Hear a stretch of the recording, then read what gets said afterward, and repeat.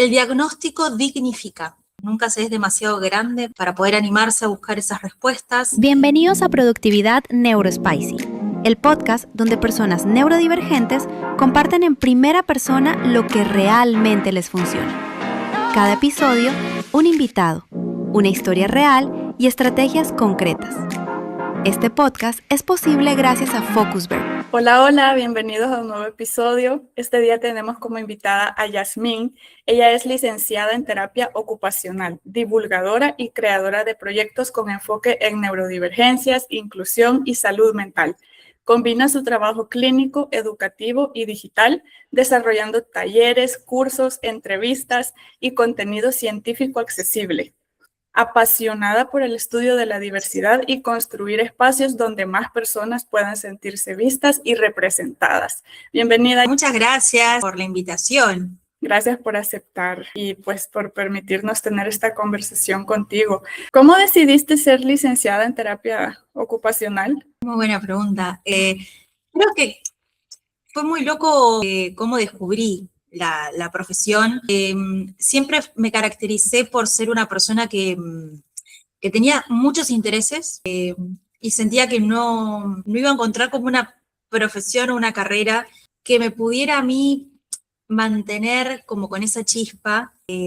Creo que a los 17 años me daba pánico imaginarme en un solo rubro, en una sola área. Entonces empecé a investigar. Yo estaba indecisa entre el profesorado de filosofía y letras, me gustaba psicología, me gustaban cosas de medicina, me gustaban muchas cosas. Y claro, empiezo a investigar y descubro en una universidad pública la carrera de la licenciatura en terapia ocupacional y empiezo a ver el programa y digo, no, pará, esto me cierra por todos lados porque hay psicología, porque hay de repente cuestiones más médicas y de repente aparecía, cuando yo la cursé, se trabajaba mucho a través del arte también, ¿no? Diversas ocupaciones para poder abordar distintas terapias y a mí también se me daba muy bien, o sea, siempre me llamó la atención lo artístico, entonces dije, no, voy a ir por acá.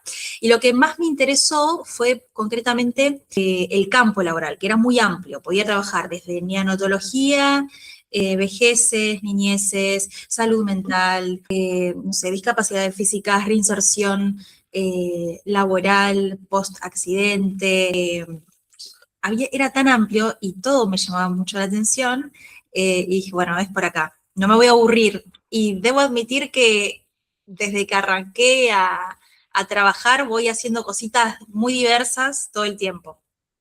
Me encanta. Pudiste combinar varias de tus pasiones en una misma carrera y me encanta que la pudiste encontrar desde tan chiquita porque a los 17 años a la mayoría nos toca elegir bien jovencitos la carrera, la profesión a la que nos vamos a dedicar. Así que me alegra mucho que pudiste unir tus pasiones en ello. Y actualmente, ¿a quiénes acompañas o ayudas más? ¿Bebés, adultos mayores, jóvenes? Si nos puedes contar un poquito de eso.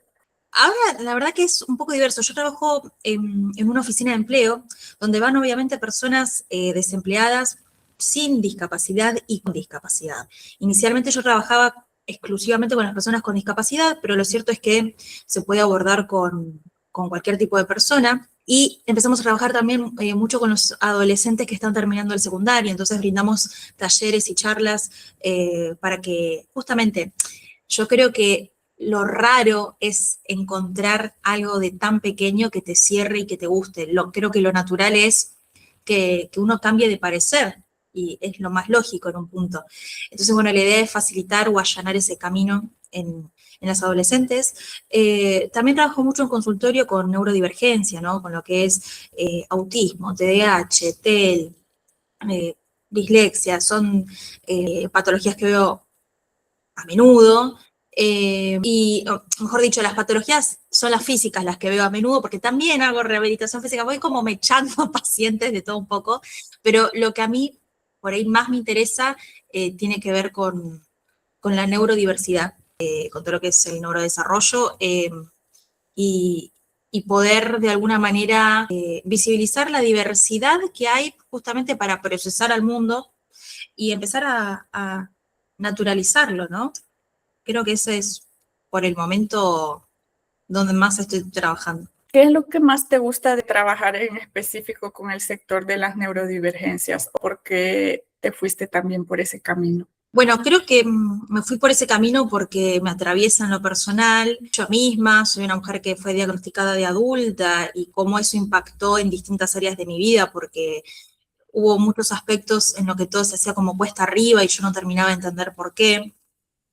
Arranco la carrera y yo arranco en el 2013, hace muchos años, y en el 2014 empiezo a ver las primeras materias con bibliografía afín a lo que es neurodesarrollo y demás, y lo gracioso es cuando uno se empieza como a percibir en la bibliografía y decís, mirá qué interesante, pero lo pasaba de largo porque no me identificaba y yo también era una piba de 18 años cuya imagen de autismo, o principalmente autismo, estaba por ahí muy sesgado por las películas, ¿no? Y esas representaciones tan estereotipadas. Yo dije, yo no soy eso, claramente. Y conforme fueron pasando los años y empecé a trabajar directamente por ahí en aulas con peques autistas, era muy gracioso porque, digo, a la pucha, acá es como que se me hacía muy fluo, muy evidente, y llevó todo un proceso poder yo alcanzar un diagnóstico porque, por lo menos en Argentina, lo que son obras sociales no te lo cubren cuando sos grande, solamente en niñeces, son procesos largos y muy costosos, y yo no tenía la economía para solventar todo ese proceso. Así que hubo un momento a los 27 años que dije, no, yo voy a ahorrar dinero y lo voy a invertir en esto y quiero sacarme la duda, y si soy, si no soy, no importa, seguiré viendo qué es lo que me sucede a mí. Y cuando obtuve mi diagnóstico fue como, yo no cambié, fue como una mezcla de emociones, sinceramente, porque por un lado había un alivio de decir, bueno, no soy un bicho raro, le puedo poner un nombre a lo que me pasa y le pasa a otras personas, pero a su vez había como mucha incomprensión de mi entorno. Fue como un proceso que todavía estoy transitando, te digo, esto de hacerme cargo y de asumirme parte de una comunidad.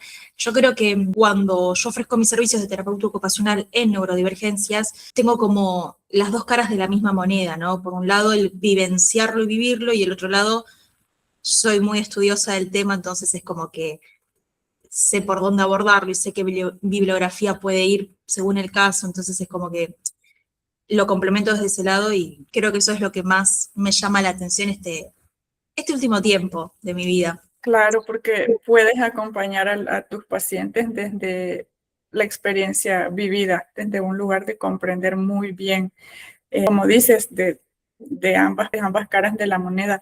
Cuando recibiste tu diagnóstico, ¿cuál dirías que es el principal reto que enfrentaste? Creo que tiene que ver con la construcción de la identidad, porque un poco como que te desarmás y te volvés a construir con esta nueva información que tenés, y tiene que ver un poco con la aceptación, con poder ser un poco más amable conmigo misma, porque yo percibía que había cosas que me costaban mucho y era como que no daba tregua y capaz que me sobreexigía y capaz que eso hasta hacía daño, y ahora como que sé poner ciertos límites, sé priorizarme, y entiendo más cómo de alguna manera, entre muchas comillas, cuidarme o protegerme de un entorno que a veces puede ser un poco hostil. Entonces ya sé qué cosas me desregulan, entonces trato de anticipármelas o buscar, no sé, alternativas o estrategias que me hagan sentir cómoda.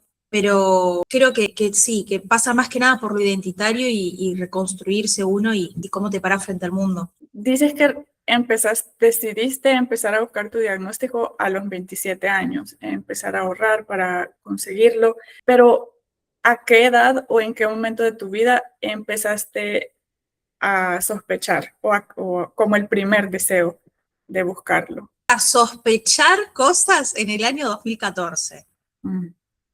Yo con 19 años, como decir, che, esto podría ser un diagnóstico. Pero cositas llamativas yo las viví mucho en la niñez y en la adolescencia, donde de repente sentía que mis intereses no eran los de mis compañeros y capaz que, no sé, saltaba con que a mí me gustaba, no sé, la música clásica y el cine, no sé, muy, muy puntual y era como, nosotros miramos los dibujitos y me ha pasado en muchas oportunidades que incluso me sentía culpable por tener estas ideas de pensar que a veces los adultos que me rodeaban o mismo mis compañeros eran como un poco tontos porque no me podían seguir a mí el ritmo. Entonces yo me terminaba medio aislando en un punto. Y yo me sentía mal porque digo, soy mala persona, ¿cómo voy a pensar eso? Si yo los quiero.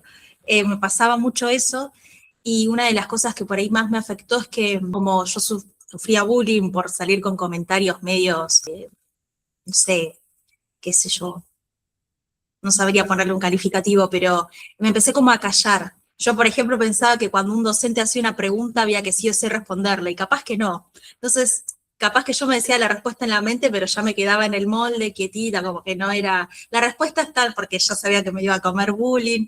Me pasaban esas cosas que empecé a cambiar, o pasé de no socializar a hacerlo cambiando como mucho de cómo me aproximaba el otro. Yo sabía que se usaba una época que mi libro preferido era el diccionario.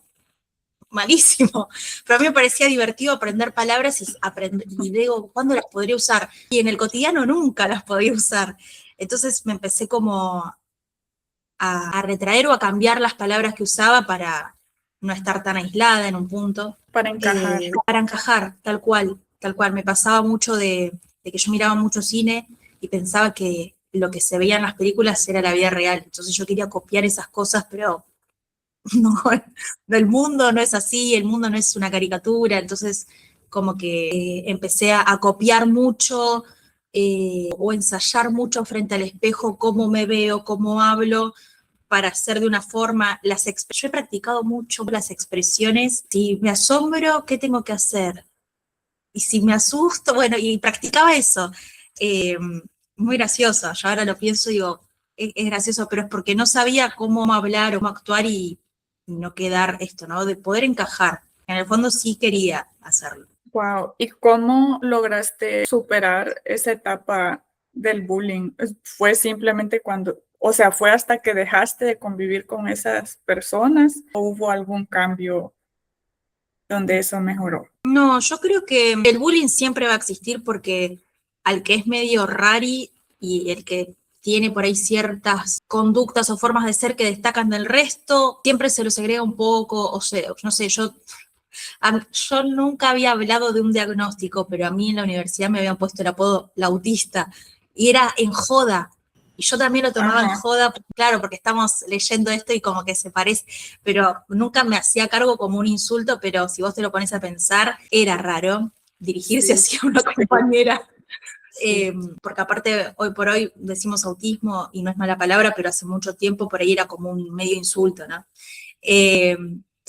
Y me pasó que no sé bien cómo explicarlo, pero es el día de hoy que yo tengo compañeros de trabajo, les mandamos un besito, que ante situaciones, yo a veces me tengo que poner mis canceladores de ruido y tal vez no hablo en todo el día. Y juro que no es nada contra nadie, es porque tengo abrumada de la vida misma y hay veces que no puedo descansar bien y necesito no hablar un tiempo y después al otro día que me siento mejor, yo soy muy eh, respetuosa y trato de ser amigable, no es que soy hortiva, decimos acá, como anti, pero hay veces que tengo momentos que no lo puedo sostener y antes me esforzaba mucho por fingir que podía y me hacía mucho daño.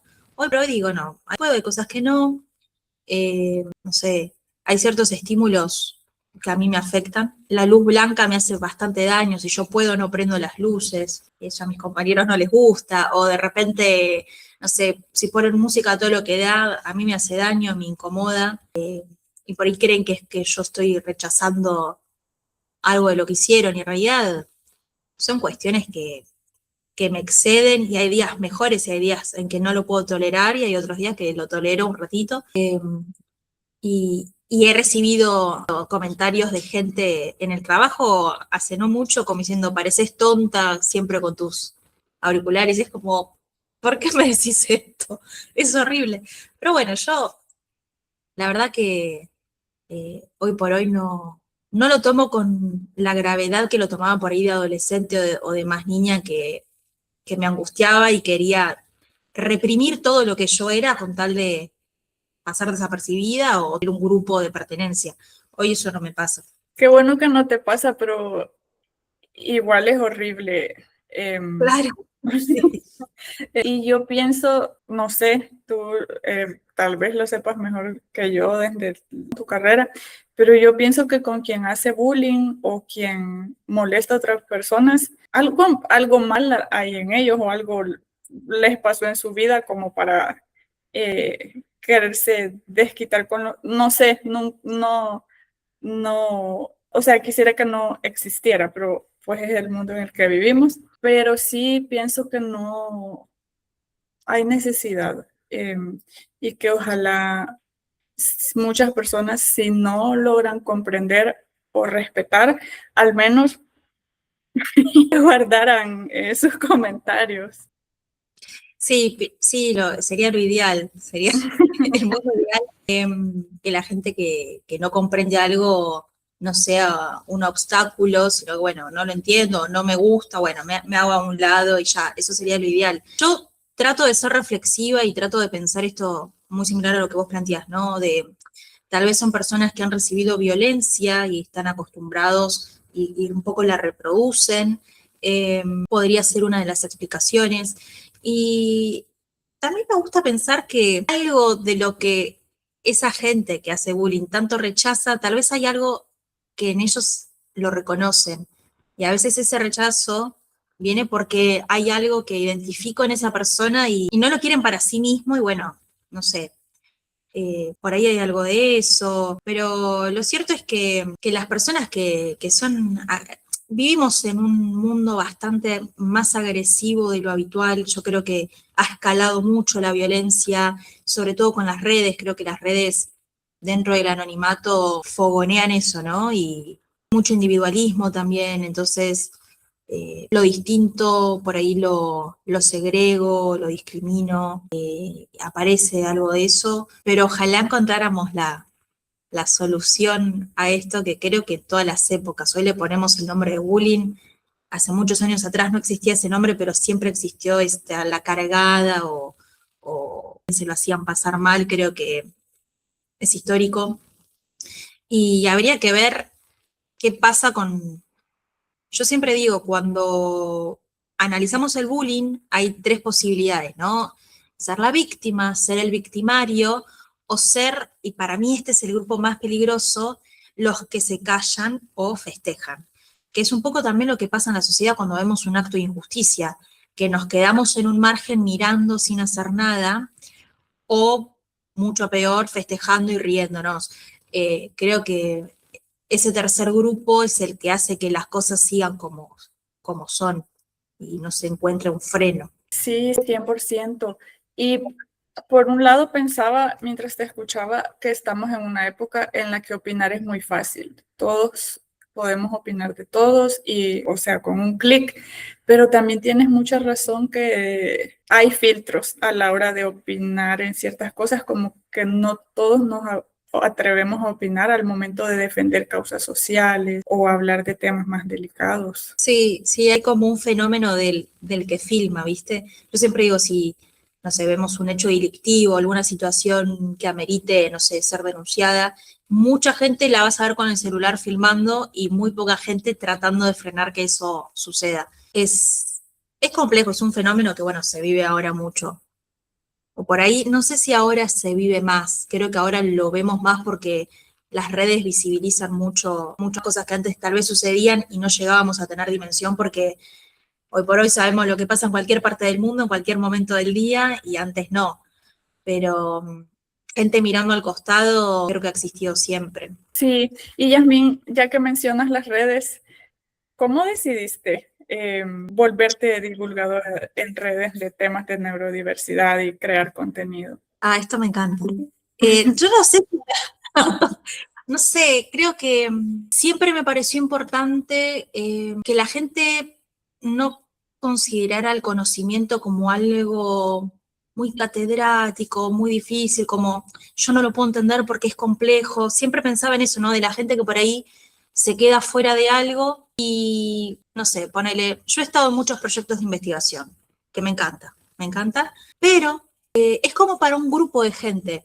Como que los que hacen investigaciones o papers leen los de sus compañeros, colegas, pero se queda como en un plano muy académico que por ahí es medio complejo llevarlo a la vida real. Y si queremos que haya cambios en la vida real, yo quiero que lo entienda el panadero, que lo entienda alguien que por ahí no fue a la escuela, que entonces apareció esto de, bueno, vamos a tratar de llevar lo que es medio complejo, a traducirlo en palabras simples que lo pueda entender cualquiera y que tenga un impacto real en el cotidiano.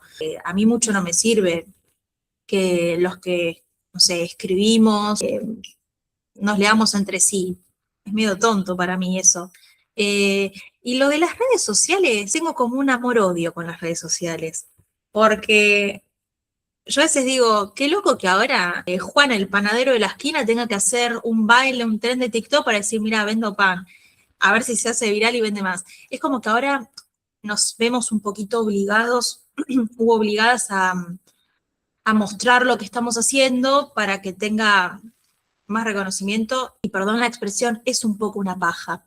Pero también es cierto que puede tener un impacto positivo porque uno le pone cariño y valora a lo que hace y si le llega a más personas es un poco el objetivo, entonces estoy ahí como entre que me gusta mucho aprender sobre IA, sobre ciertos fenómenos sociales, me llama mucho la atención esa parte, entonces me engancho desde ese lado, pero también lleva mucho tiempo, entonces es como complejo dividirme, pero en definitiva creo que, como todo, las redes pueden ser utilizadas para algo muy positivo como algo, cosas nefastas también. Entonces quiero quedarme con el lado positivo, quedarme de ese lado y divulgar creo que es un buen ejemplo de eso, de lo bueno que pueden ser las redes. Sí, y me llama mucho la atención y me encanta que siendo licenciada en terapia ocupacional, investigadora, científica, ya te voy a preguntar más de eso, pero teniendo como este lado académico y que tiene que ser mucho más serio, tú en redes sociales explicas las cosas de manera más simple, atractiva, muy divertida. Entonces, ¿cómo logras ese balance? Me encanta eso. Mira, respecto a lo divertido, creo que viene un poco de familia también. Siempre hemos sabido reírnos de las cosas malas y las cosas buenas. Entonces, siempre creo que a través del humor, o sea que siempre pude ver al humor como algo, como una buena herramienta para la vida en sí. Y aprender es una de las tantas posibilidades que se le puede dar, tantos usos. Y con respecto a cómo transmitirlo, bueno, debo admitir que trato de mirar y aprender. Sé que hay como cosas que, yo te digo, es un poco engorroso tener que hacerlas o quedarse, no quedarse en el tiempo, porque las tendencias y todo eso va cambiando muy rápido, entonces te obliga a estar muy atenta a esos cambios, pero sí trato de ver, no sé, ciertas cuestiones de engagement, eso que le dicen de cómo puede ser un contenido atractivo. Yo trabajo mucho ponerle con lo que es el déficit de atención y hoy mantener la atención cuesta un montón, entonces en las redes todo tiene que ser como más rápido, más directo, y esas cositas las uso a mi favor para al momento de hacer algo que tenga el impacto que busco. Me encanta y de verdad que me ha sacado a mí sonrisas viendo tu contenido y me imagino que a muchísima gente y aprendiendo además, o sea, incluso para invitar a eventos, me encantó el contenido que hiciste recientemente para invitar a un evento y sales en tu cama y luego como que sale la invitación y luego te vuelves a dormir. Obviamente llama la atención y a uno no se le olvida. Y yo que ni siquiera pude ir al evento porque no estoy en tu país. Bueno, tengo que admitir que también actúo. Arranqué el año pasado teatro y eso también lo uso a mi favor, como un poco de poner el acto, de poner el cuerpo. Me ha pasado de tener compañeros, compañeras o mismo profes que me dicen, pero vos actuás hace un montón. no formalmente, pero sí me he encontrado muchas veces actuando en mi vida. Con esto nosotros hablamos del masking o enmascaramiento, como con esto de querer pertenecer o encajar, estar como muy atenta a, no sé, los gestos o las microexpresiones y querer incorporar todo eso. Y yo toda mi vida siempre juego a actuar de. Hoy estoy actuando de licenciada en terapia ocupacional, entonces me meto en este rol y soy la mejor licenciada que pueda haber. Otros días, a veces estoy dando un taller y me tiene que salir más, no sé, esto bueno, ¿cómo hago que 60 personas me presten atención a mí? Y bueno, y empiezo a sacar de la galera estrategias y un poco como que voy actuando distintos roles. Y bueno, eso lo aprovecho para las redes porque sé que puede ser esto, ¿no? Como vos decís, gracioso, que te engancha y te queda el mensaje. Sí puede ser para difundir cosas interesantes, ¿no? Como una expo inclusiva, que realmente discapacidad y visibilizar todas esas cuestiones y emprendedores, ¿no? Que es re importante. Digo, bueno, le ponemos un poco de humor para que llame la atención. Sí, sí. Y por el otro lado, ¿cómo es tu rol de investigadora científica y qué papers has escrito? Y con la Universidad Nacional de Quilmes, yo he hecho, no es que eran propiamente mías, éramos un equipo, ¿no? Obviamente, hemos investigado respecto a las travesías de personas con discapacidad en universidades públicas, qué barreras se encontraban, qué apoyos se encontraban, un poco para visibilizar todo lo que falta y de repente enaltecer las cosas que sí están bien hechas. Hay diversos observatorios de discapacidad en algunas de ellas. Entonces, bueno, pudimos entrevistar a varias personas con distintos tipos de discapacidades y visibilizar por ahí cuánto falta para que las cosas sean como las soñamos. Hay un caso de una muchacha hipoacúsica que explícitamente le dijo al docente que ella no escuchaba bien, y la respuesta del docente, que obviamente no tenía formación en discapacidad, y no es que todos lo tienen que tener, pero la respuesta fue, bueno, ese no es mi problema, yo no puedo elevar la voz porque me duele la garganta. Y yo me quedé pensando, digo, wow, es una respuesta siniestra, porque, no sé, hay algo de, vos sos minoría, es tu problema, que lo vemos mucho. Y después investigaciones generalmente en torno a la discapacidad, ¿no? Bueno, como te decía, las travesías o recorridos académicos a nivel universitario, que es decir mucho, porque muchas personas con discapacidad por ahí no logran acceder a ese nivel superior educativo. ¿Qué más? Se olvidaba. No, diversas investigaciones. Yo también estaba en un proyecto de servicio de asesoramiento a la discapacidad y sus familias.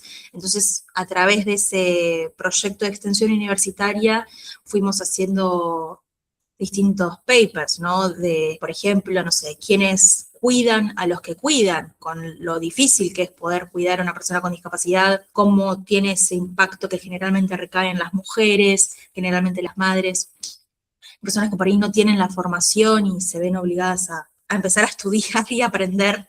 Yo siempre digo, esas son carreras que se hacen aparte y acá toca medio por obligación, solo por ser madre. Tenés que informarte de leyes y de derechos para que no se los roben o quiten a tus hijos, y de, no sé, manipulación de, no sé, lo que haría por ahí un acompañante terapéutico, y, no sé, de nutrición, porque se empiezan a aprender un montón de cosas.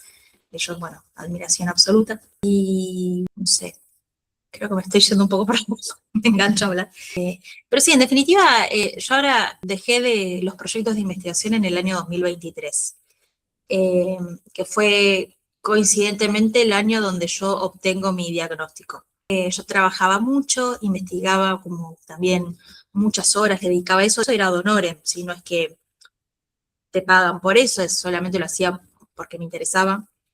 Y hubo un momento en mi vida donde me vi como un poco colapsada y dije, no, bueno, tengo que empezar a soltar cosas porque me está haciendo daño. Pero sí, creo que es algo muy, muy importante, muy necesario. Acá en la Argentina han desfinanciado por completo lo que son las áreas de investigación, y es muy triste porque hay mucho talento, conozco un montón de personas grosas y cuando te quitan los financiamientos, por más que tengas buena voluntad, es muy difícil llevar a cabo las investigaciones. Un poco también nos pasaba eso, que cada vez era más pequeño el presupuesto y se hacía muy complejo.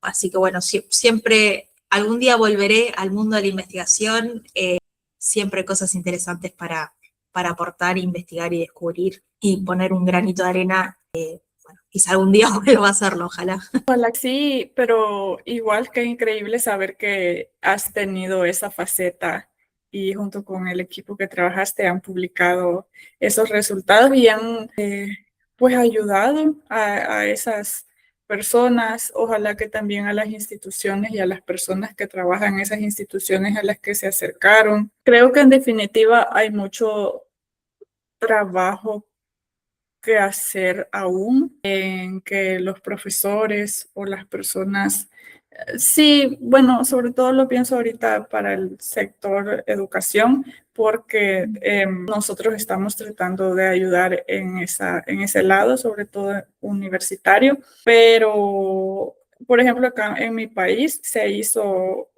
yo estoy en El Salvador, en Centroamérica, se hizo una investigación.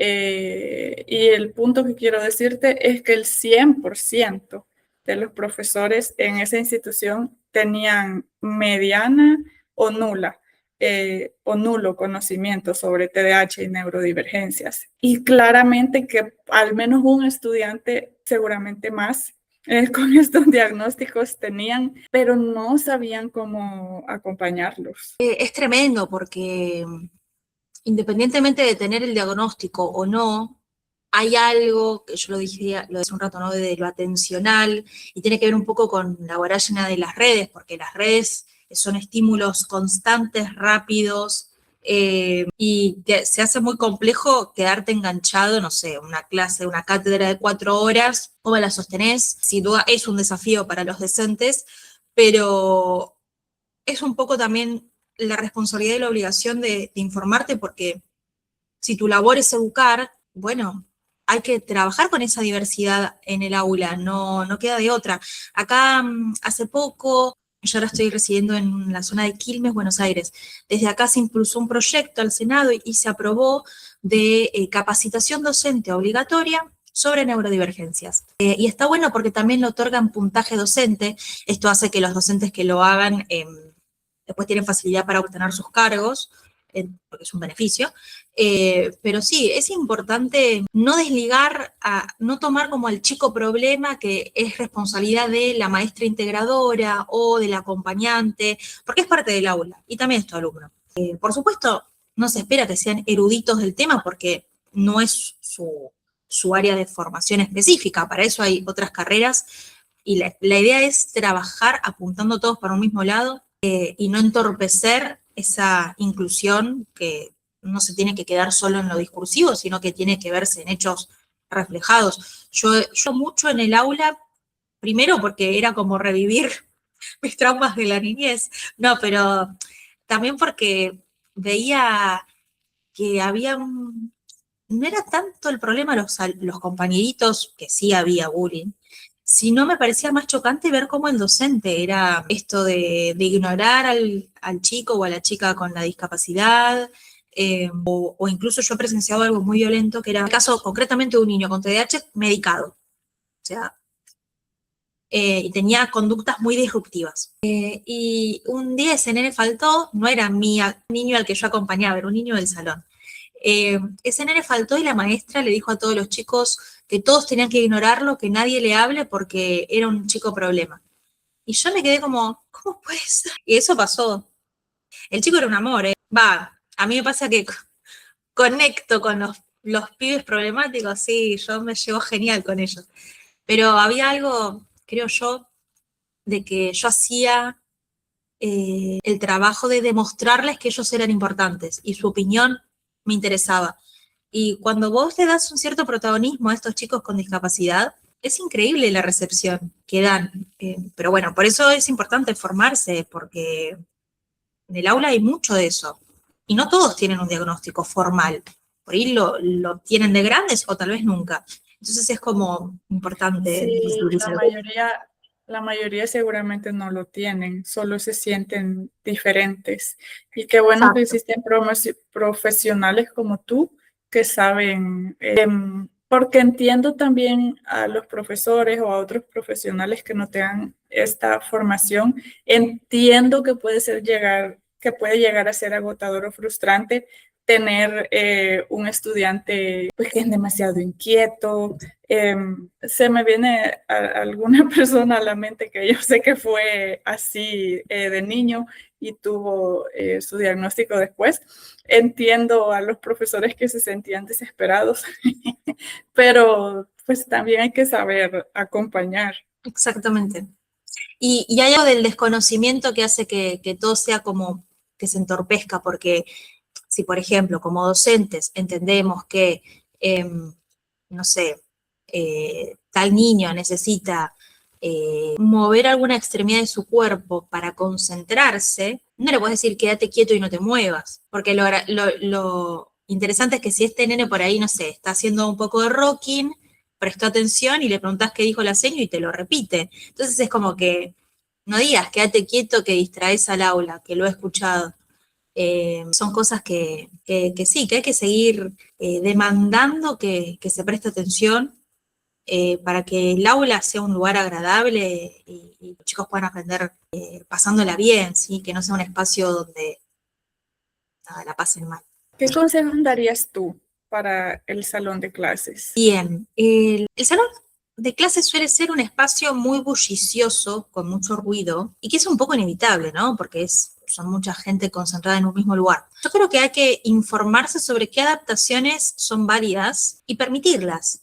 Por ejemplo, yo conozco casos de, por ejemplo, en secundaria, que no dejaban usar canceladores de ruido. No sé por qué, porque en realidad no molestaban, pero decía, no, porque seguro está escuchando música y se distrae. No, pero es que lo necesita para que el ruido no lo distraiga. Bueno, esas son cosas que uno puede ir charlando y una vez que se comunican, bueno, ya a partir de eso permitir, no sé, eh, creo que tiene que ver con los apoyos principalmente. Cada niño, cada niña por ahí, o mismo más de grandes, ¿no? Cuando van a la secundaria, a nivel terciario, universidad, lo que fuere, hay que respetar esos apoyos. Y también entender que cada caso es un mundo. Lo que le funciona a uno, por ahí no le funciona al otro. Hay como que hablar con las familias y hablar con esa persona en cuestión que por ahí tiene la discapacidad, como para ver qué podemos hacer para facilitar ese trayecto educativo. Sí, y un poco también lo que decías al principio, saber investigar las herramientas que le ayudan a cada persona, porque cada uno somos diferentes. Y yéndonos un poco a la vida adulta, para la oficina o para ya la vida laboral, ¿qué recomendaciones das? Primero, verbalizarlo, como ponerle palabras a lo que te está haciendo, a lo que te incomoda. Generalmente las luces de oficinas, que son por ahí tubos fluorescentes o por ese estilo, suelen como, si tenés cierta sensibilidad visual, puede ser como bastante incómodo. Y negociar, hay cosas que se tienen que negociar, que yo siempre digo, la persona, en este caso hablando de autismo, pero puede ser cualquier otra discapacidad, es injusto exigirle a la persona que cambie todo su ser con tal de encajar, pero también es cierto que hay muchas cosas que no se pueden cambiar. Entonces es como un tire y afloje, ver qué podemos cambiar del entorno para que sea amigable, y hay otras cosas que por ahí no se van a poder cambiar y van a venir con uno. Poder plantear pausas activas me parece que está buenísimo.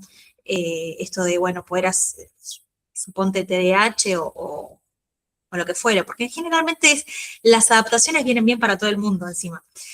No solamente la persona con discapacidad, es algo de lo que podemos valernos todos y todas y está bueno. Una pausa activa, bueno, cortar, moverte un poco y volver al trabajo, eso como que está bueno. Lo de las luces ya lo he mencionado. Bueno, tema ruido, se puede mantener bajo, sería lo ideal, y si no, bueno, que las personas pueden tener sus canceladores. Creo que igualmente las principales barreras son las actitudinales, lo que viene con el prejuicio de las personas o ciertas actitudes que por ahí pueden, no sé, ser un poco agresivas y generalmente vienen desde el desconocimiento, no de la maldad. esto del no saber, no entender bien qué tiene esa persona y, bueno, por ahí viene por ese lado. Quiero creer, hay de todo, ¿no? Obviamente. Sí, sí hay de todo, pero también está bien dar el beneficio de la duda de que viene desde la ignorancia o el desconocimiento, y por eso también es buenísimo que cada vez hay más personas generando conciencia e informando sobre la realidad, derribando un poco los estereotipos en redes y demás. Te quiero preguntar también, saliéndome del tema, eh, ¿eres instructora de pilates también? No, son muchas cosas, en realidad. La que tiene un centro de pilates es mi madre, y durante un tiempo, ahora estoy en receso de las clases como instructora, pero sí he dado cerca de un año clases de pilates, y por ahí yo agarraba más que nada los casos donde venían de rehabilitación para rehabilitación física, ¿no? Que generalmente pilates, como es bastante amable con las articulaciones, generalmente un traumatólogo te lo manda. Entonces esos eran como los casos que yo iba como agarrando. Lo que sí sostengo los días sábados por la tarde es un instructorado de pilates. Yo doy la parte de anatomía y biomecánica, y mi madre da más la parte de los ejercicios y de cómo llevar a cabo la clase. Eso hago los días sábados, que está muy bueno. La verdad es un momento como para dar clase, que me gusta a mí, todo lo que es transmitir y que se genere un feedback. Yo siempre estoy como muy atenta y pregunto si sirve lo visual, si sirven los videos, si sirve hacer, no sé, autoevaluaciones, como que estoy atenta de que yo sé perfecto que hay muchas formas de aprender, y estoy siempre preguntando cuál es la forma que más les resulta, porque no sé cómo lo viven los docentes, porque yo no es que soy específicamente docente, pero me gusta pensar que mi labor está cumplida cuando del otro lado se entiende y lo incorpora. Y lo pueden decir con sus palabras incluso. Si no, o sea, hablar por hablar no es muy gratificante. Yo quiero que del otro lado sirva. Entonces, bueno, estoy como muy atenta a esas cosas, de qué manera les puede resultar más fácil, porque son temas no tan agradables. Anatomía y biomecánica suele como dar, no les gusta tanto por ahí, de entrada se asusta la gente, pero para mí está bueno, es interesante. Ay, wow, de verdad que eres y haces muchas cosas. Y lo de Pilates no lo quería dejar pasar, y qué bueno porque me acordé, no sé, me acordaba y se me olvidaba. Te quería preguntar porque... Quiero Ajá. contar algo muy pequeño. Yo era muy de pensar que era para las viejas y no quería saber nada de pilates. Digo, no, mamá, ¿qué voy a hacer pilates? Eso es para las señoras. No, yo estoy fascinada. Ahora hago también en mi tiempo libre, me echo clases y estoy fascinada. Me encanta. Está muy bueno. Lo recomiendo mucho. Creo que está también en mucho el pensamiento de que es más para mujeres que para hombres, pero cuando me han dicho eso, yo digo, no, Cristiano Ronaldo hace. Hay un montón de futbolistas. Digo fútbol porque por ahí es lo que al varón más le puede llamar, pero hay un montón de deportistas que hacen. Yo he dado clases a distintos hombres de esas edades, ¿no? Me parece fantástico que se desmitifique esto que es algo femenino. Para nada, es re complejo. Está buenísimo. Sí, te lo quería preguntar porque bueno, a mí me ha ayudado mucho. A mí me operaron hace varios años de escoliosis. Bueno, pero años después empecé Pilates y pues la verdad no me esperaba el gran cambio físico que tenía, no de apariencia, sino de equilibrio, flexibilidad, etcétera. Y me gusta mucho y te lo quería preguntar. Por ejemplo, te voy a demostrar algo. Es algo, no sé, puede parecer tonto, pero yo a girar así, tanto, no podía, te lo prometo. Llegaba como por acá, porque tengo la columna instrumentalizada y más cosas que pues no te puedo mostrar acá. A mí me emocionan historias como lo que acabas de contar. Hay mucha gente que dice, yo no me podía, mucha gente mayor, pero por ahí gente joven con patologías, yo no me podía agachar a atarme los cordones. Me han dicho que vos decís, yo como terapeuta ocupacional, que lo que busco es que la gente pueda vivir su vida con el mayor nivel de autonomía posible, y que a veces esas cosas que pueden ser tan pavas, y que hay gente que dice, atarse los cordones, no, tiene que ver con la autonomía, de no tener que pedir ayuda. Bueno, son cosas que vos decís, wow, esto sirve y está bueno. Así que es re lindo Pilates, súper recomiendo. Sí, bueno, me encantó esta conversación contigo, descubrir todos, bueno, no sé, seguramente nos habrá faltado alguno, pero descubrir tantos roles y pasiones tuyos. Y para irnos despidiendo, ¿cómo puede encontrarte la gente en redes o conectar contigo? Bien, la gente me puede encontrar en Instagram, casi en todas mis redes sociales es como muy parecido el usuario. Es terapia.ocupacional_arg, como Argentina. Me van a encontrar en YouTube, que estoy empezando a hacer entrevistas a personas con discapacidad, como para que cuenten en primera persona sus experiencias, porque yo siempre digo, yo más allá de que ahora de grande puedo decir, bueno, estoy en esa. Generalmente vemos a los especialistas que hablan desde la medicina o porque escribieron un libro, pero bueno, escuchemos a las personas con discapacidad que tienen para decir también. Así que empecé a hacer entrevistas a distintas personas. Me van a encontrar en YouTube por ahí, en Instagram, en TikTok. Es muy complejo mantenerme al día con las redes sociales igual, porque demandan mucho y, bueno, trato de ir manteniéndome al día. Así que sí, me pueden encontrar por esos espacios. Súper, sí, la creación de contenido demanda mucho tiempo, pero me encanta que estés presente en todos los espacios y voy a buscar tus entrevistas. Para despedirnos, ¿alguna frase o consejo que nos quieras dar para cerrar? Bueno, tiene que ser muy buena porque es la del final. Y a mí me gustaría decir que el diagnóstico dignifica. Me parece que no importa la edad que tengas, porque hay gente mayor que también descubre un diagnóstico en la adultez. Me parece que nunca se es demasiado grande para poder hacer buscar esas respuestas. Así que si algo por ahí de lo que subo en redes te resuena, yo siempre voy a invitar a que la gente se anime a dar ese paso y busque si hay algún diagnóstico por ahí dando vueltas. Me parece que es lo más importante, ¿no? Claro que sí. Y con esa invitación nos despedimos. Muchas gracias por el espacio. Bueno, gracias a vos por la calidez y también la invitación.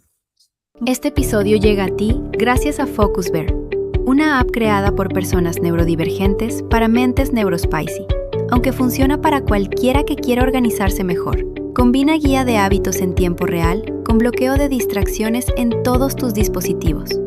Arrancas bien el día, te enfocas en lo que importa y te desconectas cuando toca. Descubre más en focusbear.io.